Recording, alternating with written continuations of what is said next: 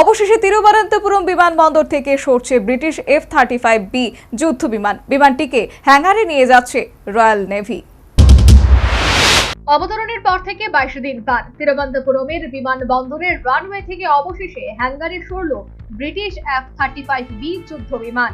বিমানবন্দরে বিমানটিকে মেরামত করার জন্য প্রযুক্তিগত সহযোগিতা করতে চেয়েছিল ভারত। ব্রিটিশ সেনা তাতে রাজি হয়নি। প্রাথমিকভাবে তারা বিমানটিকে হ্যাঙ্গারেও নিয়ে যেতে রাজি ছিল না। শেষে নিরুপায় হয়ে বিমানটিকে হ্যাঙ্গারে নিয়ে যাচ্ছে রয়্যাল নেভি।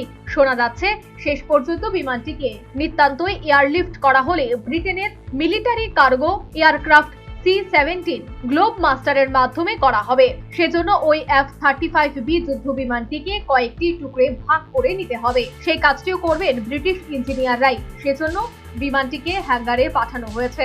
এর আগে 2019 সালে একবার ফ্লোরিডা থেকে এয়ারলিফট করে ফেরানো হয়েছিল F-35 লাইটনিং 2 বিমানকে। বিমানটিকে মেরামতের জন্য 40 সদস্যের একটি দলও পাঠিয়েছে ব্রিটেন।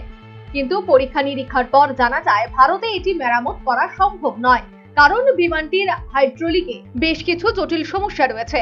এরপর নতুন করে আরো একটি প্রযুক্তিবিদদের দল পাঠিয়েছে ব্রিটেন। তারাই বিমানটিকে হ্যাঙ্গারে সরানোর সিদ্ধান্ত নিয়েছে। ফলে 22 দিন পর সেটিকে রানওয়ে থেকে সরিয়ে হ্যাঙ্গারে নিয়ে যাওয়া গিয়েছে। আরো একবার বিমানটিকে পরীক্ষা নিরীক্ষা করে দেখা হবে সেটিকে মেরামত করা সম্ভব কিনা।